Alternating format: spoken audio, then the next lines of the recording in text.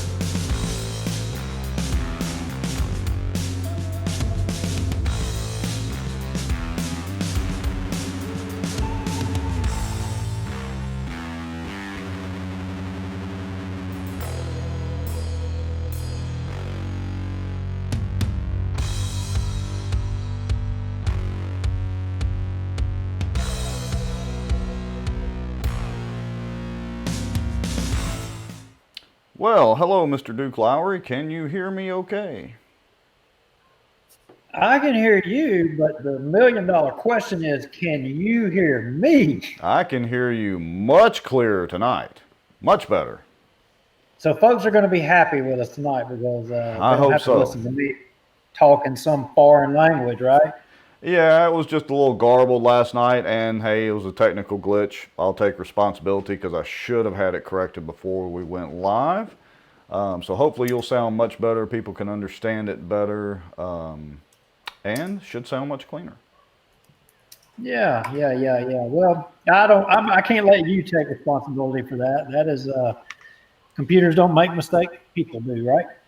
Yeah, absolutely. But, you know, I am supposed to be some sort of a tech guy, so I should have had all that caught. My wife says Duke's audio is awesome. Excellent. All right. Okay, Good. so let's see. Let me put her comment right there. There we go. All right. Good. Everything looks good tonight. I've got our cute little graphics and all that. Okay, so let's get straight into what I say we even kind of skip our normal little intros other than I'm Rex Moncrief per the name tag, tech guy, been interested in politics, got dragged into it seriously by Duke Lowry himself 10 or 12 years ago. And my favorite hobby is fishing, secondarily hunting. What about you, Duke? All the above. And love politics, love hunting and fishing. Here I am, lifelong resident of Bossier. If you're new to the show, that's us. Perfect. Let's get right into the topics. Folks, we're going to try to not do a marathon show tonight. So hang with us and make sure and like and share and tag some friends to join in because we're going to share, go back over, quickly review some of the information from last night as well as some new information. So Duke, why don't you lead off? Yeah, we let off. We covered a little bit of house cleaning from our show prior, and we are going to come back on that. But we primarily were focusing on we've got December 5th races, and we've also got a renewal of a tax proposition on the ballot as well. Yes, we do. And let me share that on the screen. And let's see what that looks like. I'll see if I can kind of stretch it out, make it a little bit bigger for everybody to see here. Okay. So it's my understanding that this is a millage renewal. And just to remind everybody, a millage is, you'll hear it called a millage or sometimes an ad valorem tax. This is a tax that property owners pay as well as businesses, of course, and businesses pay it not just on their land and building, but in many cases, the contents inside the building, even the fax machines and the shelves are taxed. And if you want to know more about how that works, Bobby Evanston, who is our parish tax assessor, his office has a great explanation of that on their website. And, you know, if you reach out to them by email or call, a lot of times if they're able and have a few minutes, they're happy to kind of explain that. Bobby does a really good job with that. So, Duke, correct me if I'm wrong, this is a millage renewal. So this tax has been on the books already. We're already paying it. And I believe down here where it says, let's see. They're going, well, it's basically a renewal. Represent an increase due to appraisal of 2/100 of a mil over the 3 mils tax. All right, so it looks like they're going or rolling forward, I guess might be the appropriate term, is that 2/100 of a mil to 3.02 over the current 3 mil taxes. Am I reading that correctly? Yeah, I think so. And generally, I mean, a lot of folks don't know, the sheriff's office used to have the jail and the Benton courthouse, and they remodeled it some time back. And over the years, as the parish has grown, they had to incarcerate more folks and more jail space. They built what's called the P Farm out on the old Plain Dealing Highway, and this was a part of that. And I'm not sure about whether it's grown larger or smaller. The number of folks incarcerated. I don't know any of those statistics.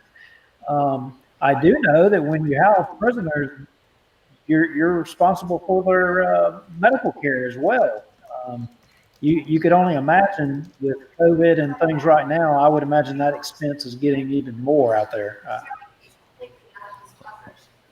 I think that pretty much sounds correct. I'm going to put so a lot of people, in case you don't realize, we do have another election coming up December the 5th. There's, I think, 1 or 2 runoffs in this, as well as this millage increase and the selection of Republican State Central Committee candidates or members or whatever is also going to be on that December the 5th election. And if I remember correctly, didn't early voting either start today or starts tomorrow? One of the two? Yeah, it starts today. Yeah, it started today. And you've got the primary ones that I know about. I think there's, I can't remember what it is. I'm trying to think. I know you got a city judge race in Shreveport. Is it a constable, maybe? Sounds like, yeah. And some people don't realize that part of Shreveport is actually in Bossier Parish too, by the way. Some people don't realize that there are parts on the other side of the Red River that are actually in Bossier Parish. Not many voters, but best I can remember, 100, 150, maybe 200 voters that are actually on the other side of the river, but are part of Bossier Parish because of the way the river bends and has changed course too. So just a little tidbit of information for folks.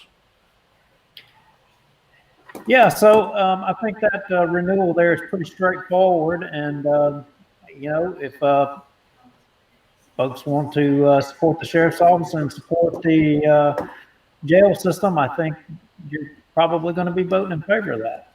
Yeah, and I would have to say, as you know, I'm pretty conservative and generally anti-additional tax, but I'm not going to come out in opposition to this because I think the sheriff's office does a pretty darn good job of running the jail system and all that. This is, continuing the existing tax to make sure that they can get funding. And so, everybody can make their own decision, but I don't personally see any real reason to raise a whole lot of flack over this particular millage. It's not something that they're trying to slide in there brand new, the way that I see it.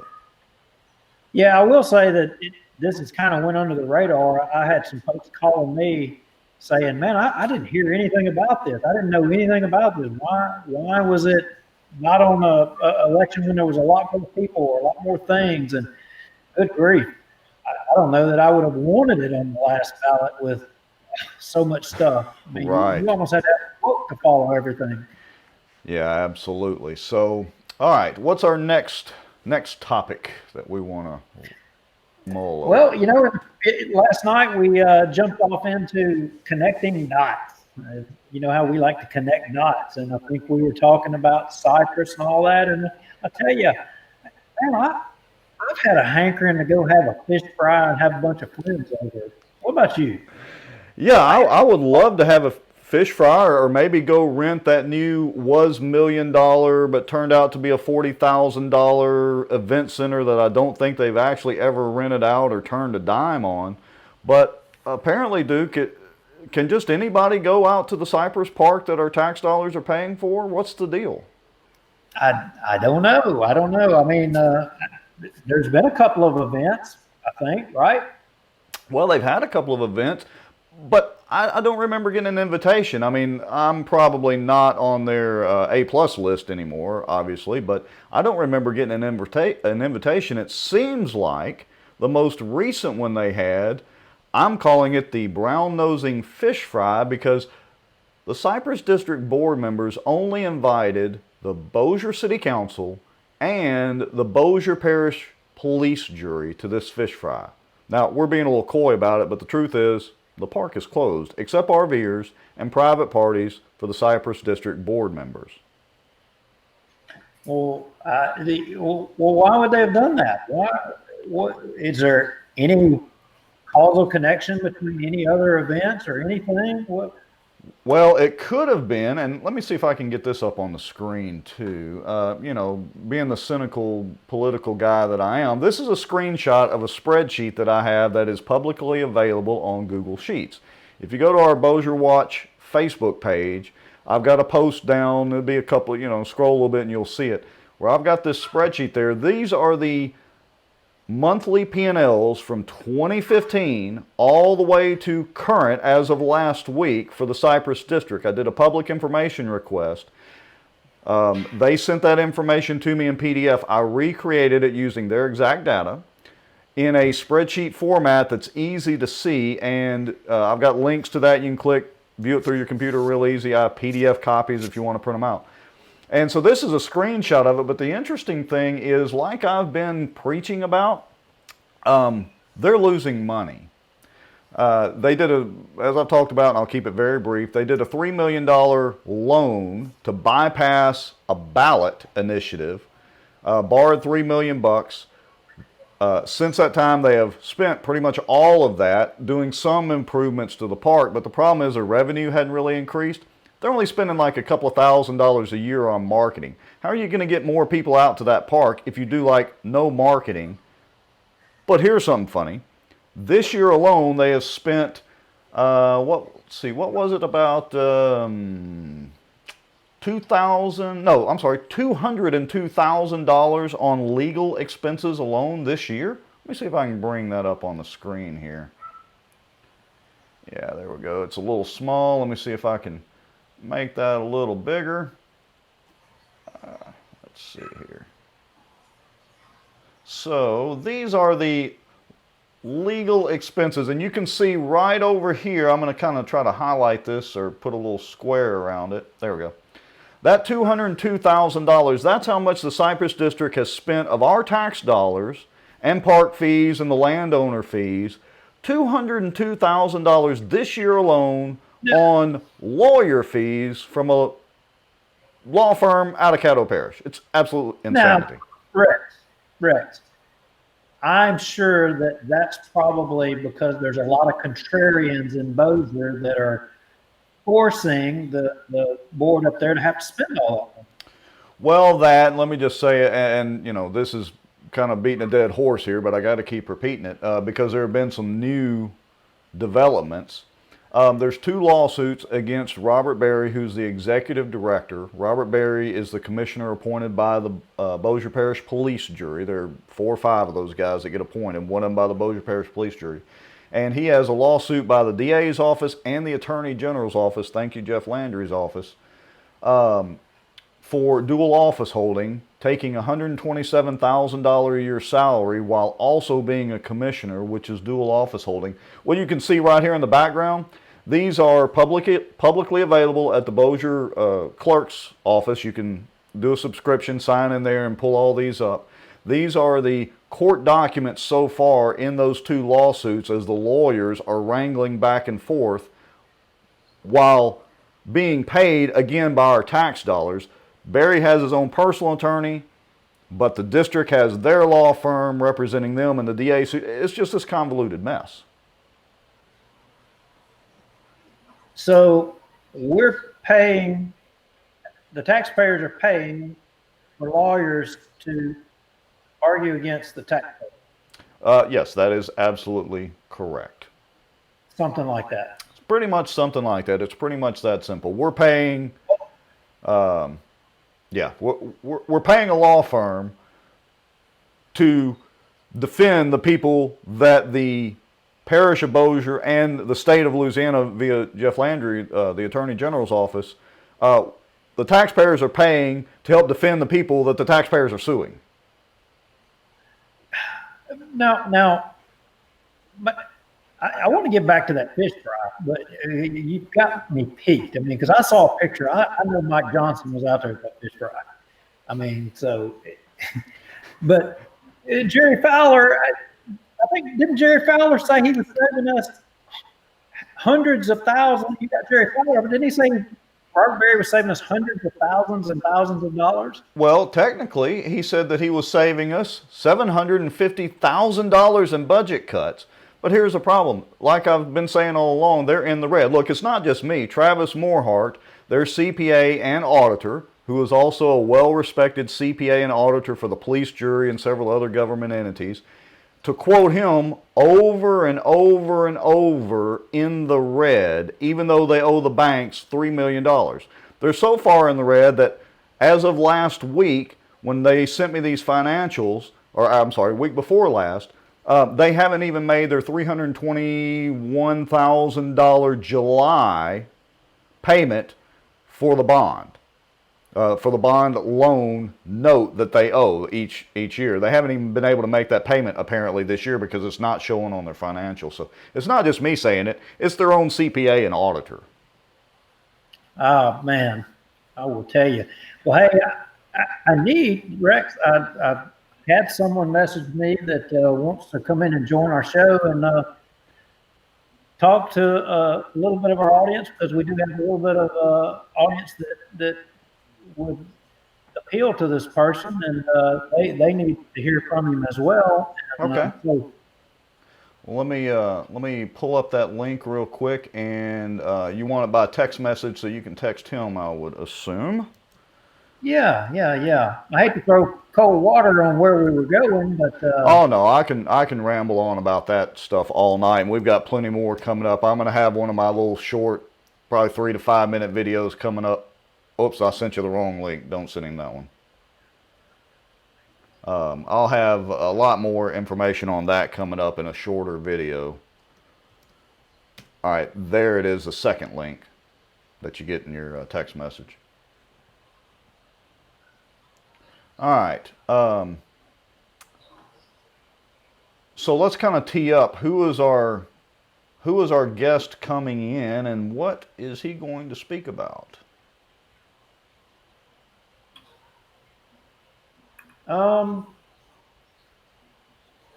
Well, of course, it's politics as usual. So let me see here. What I have to do is, yeah, tap and hold. You can copy that link or kind of swipe and forward it.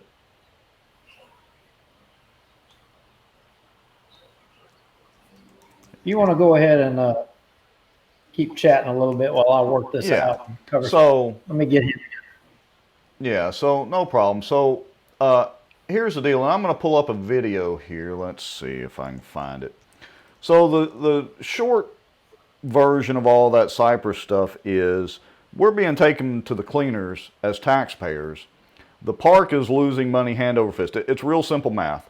The labor out at that park runs over $500,000 a year, just the labor. The income for the park itself is only running about $400,000 a year, on an average. So, in other words, they're losing nearly $100,000 a year just right off the bat, just with labor. And that doesn't include the electricity bill and all the other overhead and all the other things that go along with running that park out there. And that's why folks like me, I just kind of started there. It's a small district, but they're a taxing authority. To make up for their shortfalls every year, they try to double the millage rate in 2019. Of course, they got their hat handed to them at the ballot box. The Bossier Parish voters turned it down 90 to 10. Turned down and said, no, we're not giving you any more tax dollars. So they're a constant problem, a small one in the big scheme of things, but a multi-million-dollar constant issue, specifically with the park and the operations up there and how it's being run and who is running it. Woof. Yeah. Well, I've texted the link, Okay. and so this is me watching for our guest. Yeah. I'll hear him if he rings in. So let's go ahead while we're waiting on him to hopefully come in. Let's move on to the next one because we're at 20 minutes and I'm watching our clock like a hawk. You're going to be the time police today, huh? Absolutely. Well, if our guest comes in, there's no way we're going to be on time. We're going to run over again. Well, that's okay. If we have a new guest come in, we'll cut them some slack. So no problem. Hey, and you know what? While we're at it, then we could have other guests. Oh yeah, look, hey, I was picking on Doug Rimmer pretty hard last night, Mike Johnson and all that. If they happen to be watching, want to call in, all you gotta do is send us a text. Y'all got my phone number, I know. And I'll be glad to shoot you a link. And they got Duke's too. Text one of us, we'll hit you a link and you can come on live. All right, so let's move on to the next topic while we're waiting on our potential guest here. Yeah, the fish fry. Oh no, not the fish fry. I'm sorry. All right, hold on. We got guests coming in. All right. Well, so he's in the green room. Let me see if I can get him in here. Let me do this. Do this. Do this. Let me assign him to guest 2. And I don't know if he can hear me or not. Luke, if you're listening, hold on 1 second. Absolutely. Okay, you are live. So whatever you say is going out to Facebook land right now. Very good. Well, good to be with y'all tonight. Absolutely. We hope you can hear me all right. I'm out in the rural part, so we have super high-speed internet. But yeah, it's coming in pretty good. Okay. Yeah, it looks real good on mine. Very good. Well, Luke, you got a little race going on over there in your part of the world. I know you're not necessarily a Bossier guy, but your district kind of bumped up over here a little bit. Oh, absolutely. Obviously, I think you're the last congressional race in the country in terms of a race that still has one last election, and so we're doing what we need to do, to get the deal done. So lots of partnerships between this district and the fourth over there with you guys, Louisiana Tech and Cyber Command. Great partner. Yeah, your district, and forgive me because I really don't know, where actually is the line? How close does it get kind of over here to our neck of the woods? Claiborne Parish or? No, it's actually Lincoln Parish. No, we do not have Union Parish. So Lincoln Parish, Wynn Parish, but nothing past Lincoln going west. I was over there in my old stomping grounds and my hometown. I'm from Ruston, so originally. Very good. Well, I went to Tech, so. Yeah. Yeah, I've already hit up all my family down in that neck of the woods down there, and I think they've already pulled a lever for you once. Hopefully they'll get out and do it again. That's great. No, absolutely. That's the challenge. Just making sure voter turnout is what it needs to be. A lot of places we're the only thing on the ballot. Our show is primarily geared towards things in Bossier and as it relates to Bossier and kind of more on the local level. But and I know you're running for a congressional seat, but I know your history and you've been around local issues across the state of Louisiana for some time. What are some of the issues that you think are important in your district that are also real important in Bossier in our area that maybe our congressman, Mike, and yourself are going to be able to work together on? Well, like I said, I'll tell you first and foremost, it's economy and it's jobs. I know you've had a hit with the Haynesville sale over there in terms of the boom and certainly the drawback. We've seen that across the country on the energy front. But in this district, we equally have just a challenge of our economy and need to grow jobs. You might say, what can Congress do to have an impact there? There are a lot of things we can do. Under the Trump administration, we passed the opportunity tax credits that draw investors into areas that need investment. Some of the areas that may not, quite frankly, be as affluent as Bossier, but in the region, and certainly that can impact Bossier Parish if we get a major manufacturer, for example, to come to a place like Northwest Louisiana. What do you, Rex, you got something? Go ahead. Oh, no, go ahead. Go ahead. Well, what is your take on what we're seeing? I mean, a lot of folks are pretty disgusted with what they see going on in D.C. and especially with the I would say the unsettled presidential race. What's your idea how things are going to turn out? And tell us about your boss. How's he doing? Doc Abraham's doing great. I tell you, he is. They've actually closed out a lot of the office up there, and we kind of do that for all retiring members a little bit before actually the term ends. But if you know Doc, you know Ralph, he's actually been on the forefront fighting COVID. That is the disaster at hand, and he has probably treated as many patients as anybody in the state in terms of dealing with COVID. I had a great success rate with that. So, he seems to always be the guy that is, where he needs to be when he's needed most. Yeah. On the national front, I'll just quickly address that. No, look, there are a couple of positives and a lot of disappointing things that are going on. You've seen the country, you've seen the media, quite frankly, try and play the role of making sure that the elections are certified. That's not how the process works. We've had this happen time and time again throughout history. It's not like this is the first election we've ever had. And so we got to let that process play out. There were certainly things that happened in this election that have never happened in our history in terms of the way we voted and how those elections were carried out. The president deserves full and fair hearings in each of the cases that he filed in order to move forward. We've got to have a clear answer to those questions before we can move forward as a country. And in terms of the House of Representatives, we actually had some good success. We actually picked up numerous Republicans in Congress. They were not, the Democrats weren't expecting that. They thought they were going to add 5 to 10 more Democrats.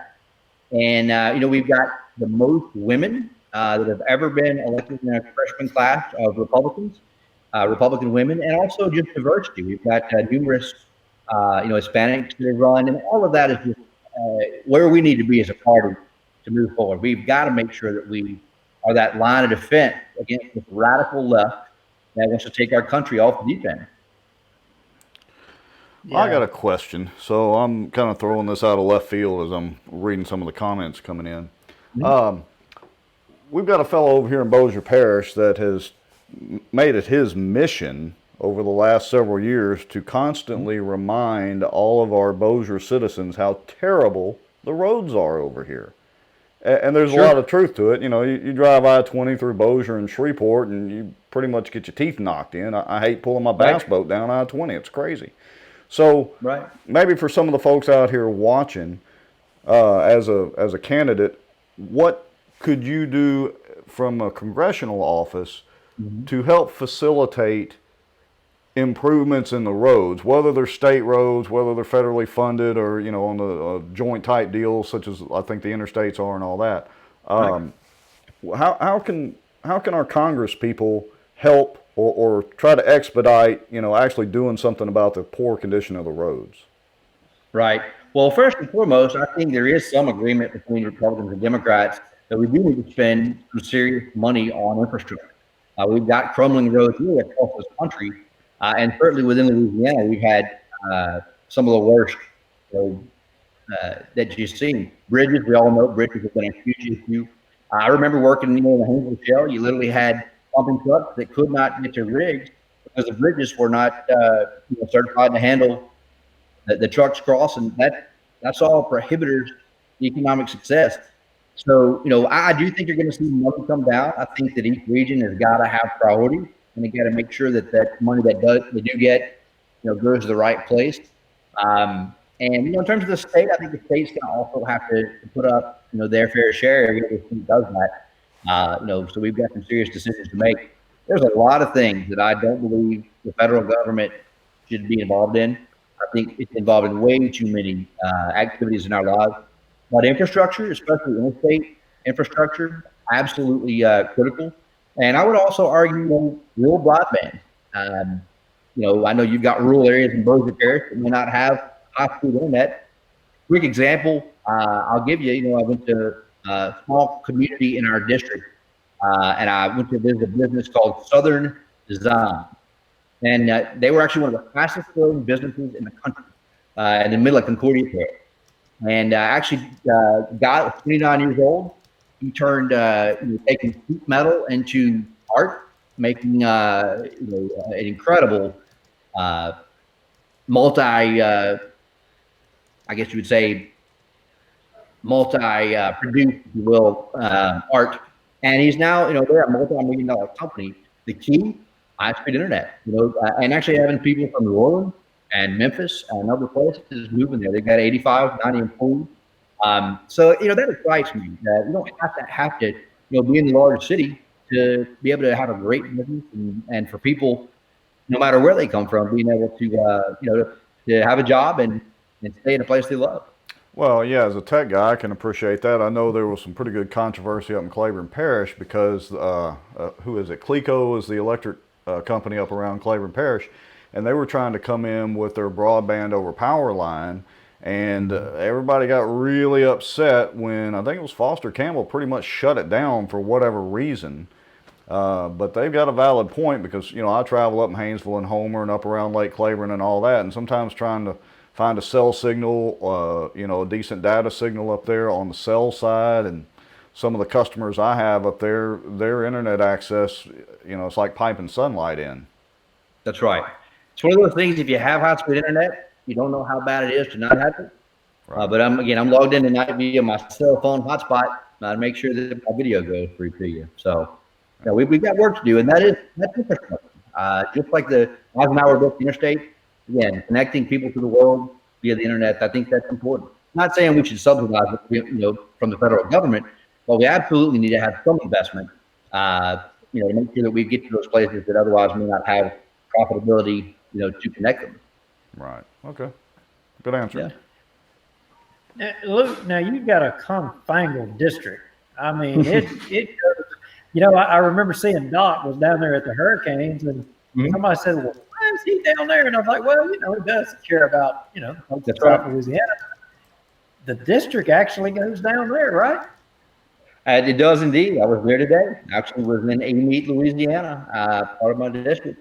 I had some great meetings there. I was in Monroe last night for televised debate.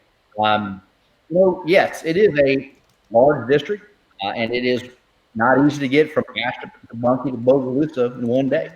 But what I'll just tell you is, that burden right now is on me. If I become a congressman, to make sure that I'm all parts of this district. I like to tell people, too, it's not a Northeast Louisiana district. It's a rural district. That is what we are. But we are a collection of rural parishes, primarily with agriculture as our economic, driver.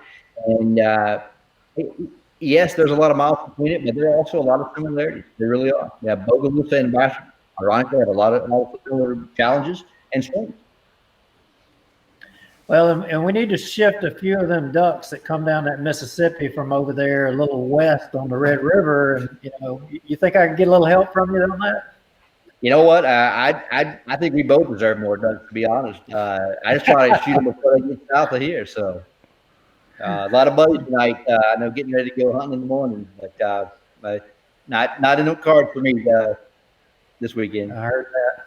Well, we appreciate you stepping up to the plate, and it's kind of an interesting thing. I don't think you kind of had it in the cards. As I understand, it was a lot of folks kind of pushing you to jump off in this thing. That wasn't your original plan. You talking about to run for Congress? Yeah. No, that's right. No, it really wasn't. I left politics. When I used to work in the state administration, I really thought I was done. That's what I thought I had. I graduated. Was making great money in the private sector. But I'll be honest. Ralph decided to run for Congress 6 years ago. My wife and I were actually living in Denver, Colorado, and there was a drive in our heart to get back to where we were from. We both loved it. Our families were here. And we made a commitment to come home and to to do what we could to make it better. So I've worked behind the scenes in the background. And I've never minded that. I've always enjoyed that. But the skill set I've gained and the knowledge I've been able to glean, I just feel like it's really something that would prepare me to be a great member of Congress representing this area. It's just it takes time, and it's every parish has nuances and issues, and I want to use that. I want to use that for the betterment of our region and our state. And I believe I can do the job well. I know this district better than anybody else. So, why not step up, put your name out there and see where it goes. We've been very fortunate, very blessed to see the response. Good.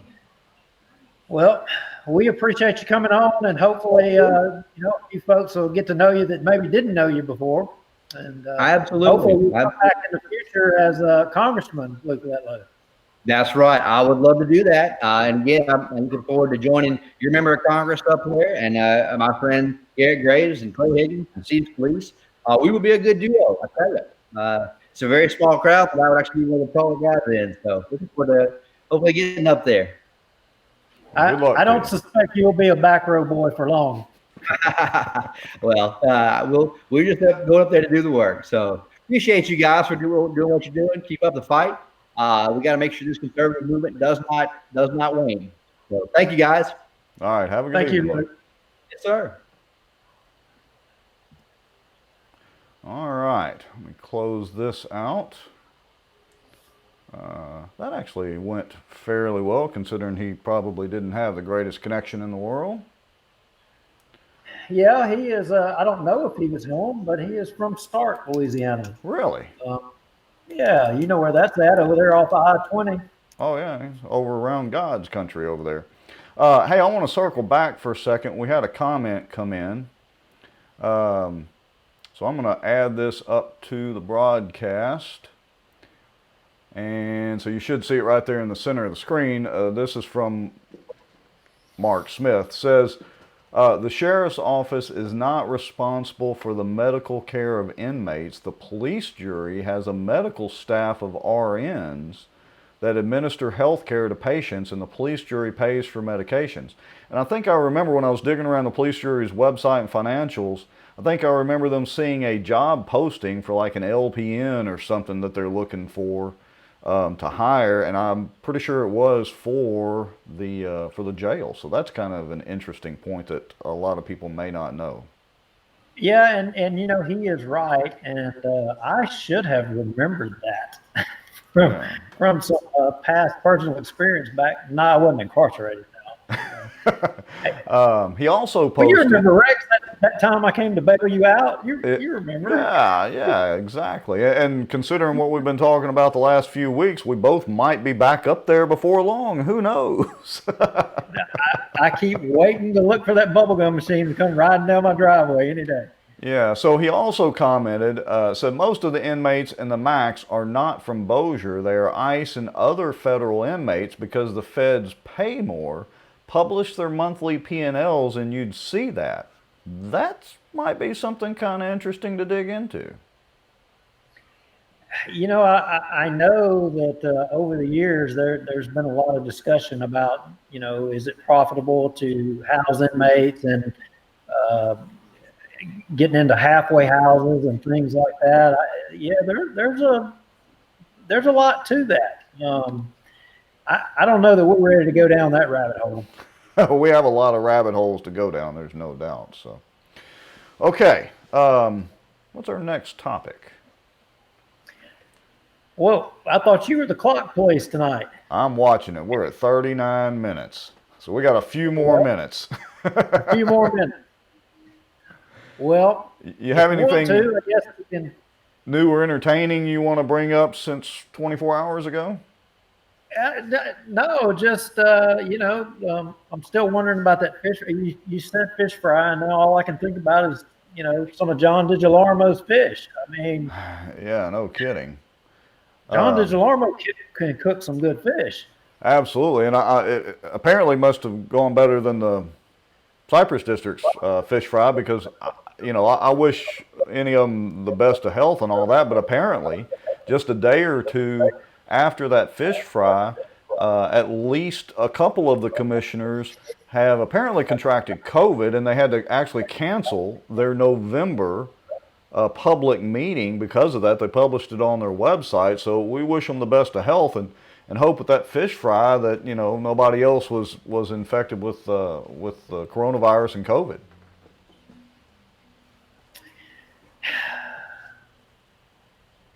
Yeah, It just never absolutely. stops, does it? Yeah, well, I was thinking about where we were going next. I guess putting the cart before the horse there. Yeah, I had a good friend that just got diagnosed with the COVID, and he actually was having some difficulty with it. He said the stuff about not being able to smell. I mean, he definitely noticed a inability to smell something. Yeah, So absolutely. we wish everybody well and getting over all of that. Okay, next item on the agenda. I'm kind of scrolling down our list here. Let's see. Do we want to mention anything about the next upcoming mayor's race or anything like that? We want to get into that yet? I say we leave those alone. We do have a duck hunting question, so. Yeah. Jim says, Duke, have seen many ducks in the north part of the parish? Not as many as I would like. The little bit of hunting that I have been doing has been four-legged creatures and not necessarily two-legged creatures, but I'm hoping to rectify that tomorrow. Perfect. Yeah. Well, is that opening weekend tomorrow? No. No, not opening weekend, is it? No, it's actually been open. Okay. Yeah, it's actually been open. I hadn't duck hunted in forever and hadn't even been in the woods yet so far this year, not even deer hunting. So, all right. So let's talk about for a few minutes what we've got coming up on some shows next week. I think we're going to need to have another show and follow up on more of this information again. As you know, we both have state central committee races, and you are Friends of Cypress Black Bayou person, and you obviously object to what's going on out there. The same as I. We both signed up asking for the police jury to get Robert Berry to resign, and we have raised the alarm, but neither of our opponents have they don't support it, right? Right. Well, no, not at all. And I'm gonna put our little upcoming topics. So I will give Doug Rimmer a little credit that when I was in front of the police jury a couple of weeks ago, they let me get on my soapbox for about 10 minutes and were very interested. So I'll give him credit for that. But the problem is that the police jury, while they don't appoint the executive director, they appoint Robert Berry, or they have one of the appointees who is currently Robert Berry. He is the executive director. So for all intents and purposes, they have appointed the executive director.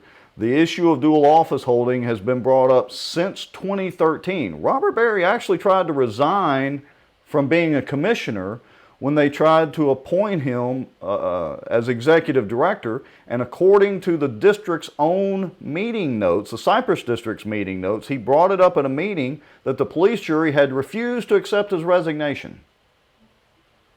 So this is not the first time, and if you listen to a lot of the audio from the meetings over the past several years, especially the January 2015 meeting, a lot of people have raised this issue of dual office holding. This is nothing new. This is no vendetta by just a couple of landowners that have some lawsuits. I mean, I don't even live on the lake. I just fish up there. So yeah, but you like everybody that lives in Bossier City pays taxes and pays for what's going on up there. Well, sure, and let's look at this too. So they lost the millage increase. They tried to do 100% millage increase, going from about 1.5 mils or 1.54 up to 3 mils. They lost that 90 to 10. So then they turned right around, jacked up the landowner fees, and raised the launch fees at the boat ramp 20%. and we've got potholes in the asphalt right now. Like if you go to the Parks Road ramp, you pull your boat out of there at the top of the ramp, there are potholes. You have to creep your truck and trailer through there to keep from banging your boat around. It's just nuts. Now, that's not the only increases that are going around. Boy, I sent you a screenshot, I think, of some folks that were wound up tight about some increases that are coming down the pipe as well. Yeah, and well, let me just kind of circle back. So, the Cypress, the district board, it's not like they just magically up these fees, and we'll circle back to those other parish-wide fees here in a second. They do have public meetings about this, and people have been there. You can hear the audio that are upset about this and offering the feedback, but the Cypress District, they're appointed bureaucrats. They're not elected officials. They're literally appointed bureaucrats, so they just ignore all that and jack the fees up anyway. They got to do something to prop that park up. But you're right, we got some more tax increases coming down the pike that a lot of people are not happy about. So who else could be raising taxes in our fair parish?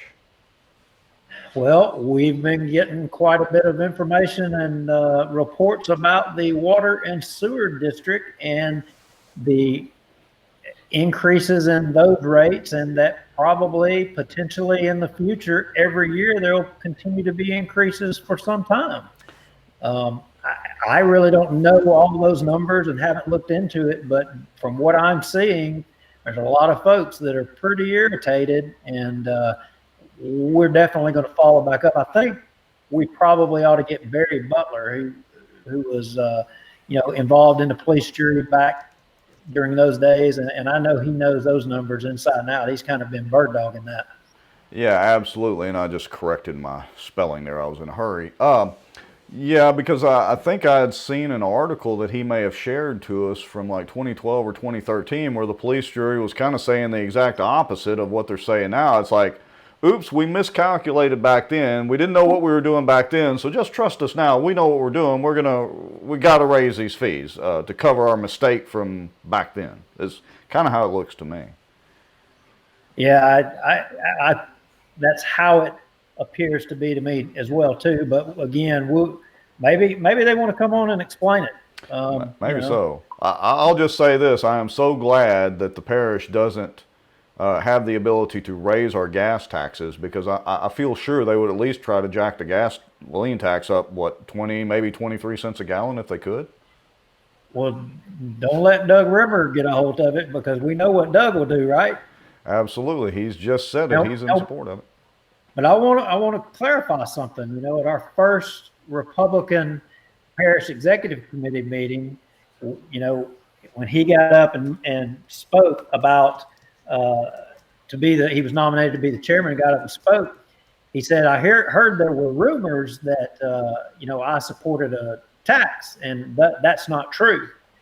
And shortly thereafter, there was a recording come out, and I don't know, maybe, I'm not going to play it again tonight. We'll save that for another future meeting. But yeah, there's no doubt about what he said. He absolutely supported it. As a matter of fact, he said maybe we should wait till the next time gas prices go down so then we can jack them back up.